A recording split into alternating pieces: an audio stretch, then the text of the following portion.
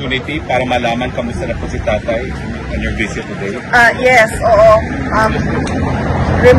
Ni-remind kami no, ng detention unit na merong kailangan sundin na mga conditions sa visit. No? So from now on, bawal kwento kung ano yung mga nangyari sa loob at ano yung mga pinag-usapan sa loob. I can only say na President Duterte is still alive. Yan lang po, hanggang dun lang po. Kasi bawal po magbigay ng mga information na pinag-usapan sa loob. You're the one who owns the stroller? Ha? Ikaw? Si Charlie. Ay, ikaw! Ay, mayroon pa palang mas maliit. Nabasilan. So, but even at his health, wala pong malita. We're not allowed to give updates. Okay. Anyway, but kayo, VP, will you be here during the hearing on the 23? Inaayos pa namin yung schedule namin, so hindi pa namin alam kung sino yung makakarating sa September 23 para sa confirmation of charges. But likely, merong relative na darating, sigurado yon kasi kailangan talaga na merong, sabi ko sa kanila, kailangan talaga na merong bumibisita sa kanya whenever allowed ng detention unit na pwede magbisita. Nagtatanong lang po yung mga taga-Japan, meron daw silang big gathering sa 2021 and they want to know if you can join them also in Japan. Oo, nag-confirm naman na kami sa mga organizers sa Japan, led by Sir Berwin. September 20 sila sa Tokyo and then September 21 sila sa Nagoya. So yung buong weekend na yon, Saturday, Sunday, merong Filipino community gathering sa Japan. And I understand, meron din dito sa The Hague, no? And likely, marami din sa loob ng Pilipinas. Well, on another note po, nagtuloy na yung pagdinig ng flood control program at sa Senado at nag-anunsyo na magpupulo daw ng independent fact-finding committee sa flood control. Your thoughts po?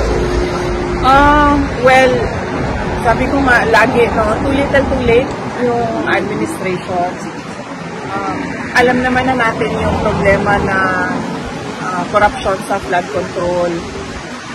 Hindi lang sa administrasyon na ito, sa mga lahat ng mga dumaan na administrasyon, hindi lang sa administrasyon ni Pangulong Duterte. Alam na natin yan lahat. Naging mayor ako 2010. Meron ng issue ng flood control corruption. And mas worse lang sa atin ngayon dahil sinasabi ko nga, hindi lang naman flood control projects yung merong corruptions. As early as 2024, noong nag-resign ako sa Department of Education, matagal ko pinag-isipan yon kung magre-resign ba ako at sasabihin ko ba kung ano yung mga experiences ko as a secretary ng Department of Education. And then, nag-decide ako na magsalita talaga kung bakit. Sinabi ko nga, in-attach yung pinaghati-hatian ng members of the House of Representatives ang SBP, School Building Program budget ng Department of Education. At hindi lang yun, in-attach pa nila yung listahan doon sa House version ng GAB. Pero, and alam yun ni President Marcos, BBM, alam niya yun, kasi tinake up din yun during a meeting in Malacanang. Pero, he looked the other way. So, magdududa ka kung bakit bigla ngayon ay merong silang palabas na malaking investigation ng flood control projects. Ibig sabihin, meron na naman siguro silang niluluto behind the scenes na syempre hindi natin nakikita dahil lahat tayo nakatutok doon sa flood control corruption. Kung seryoso lang talaga ang presidente, tapos na yan, isang araw lang, matuturo niya lahat ng may kagagawan ng corruption sa budget. Pero, well, as you can see, parang nanonood tayo ng Venezuela. Well, VP, you were once a mayor, and alam namin nandito ka naman sa The Hague, no? But do you plan to meet with Mayor Magalong and the rest of the leadership of the mayors for good governance? Because you had good governance when you were mayor yourself. Wala pa kaming, hindi na pag-usapan at wala pa kaming schedule. Ang immediate ko na schedule pagbalik sa Pilipinas ay sa Bicol Region dahil celebration nila ng Peña Francia at merong mga small gatherings kami doon, sectoral gatherings para sa mga issues naman sa Bicol na I'm sure biktima din ng corruption ng projects sa gobyerno.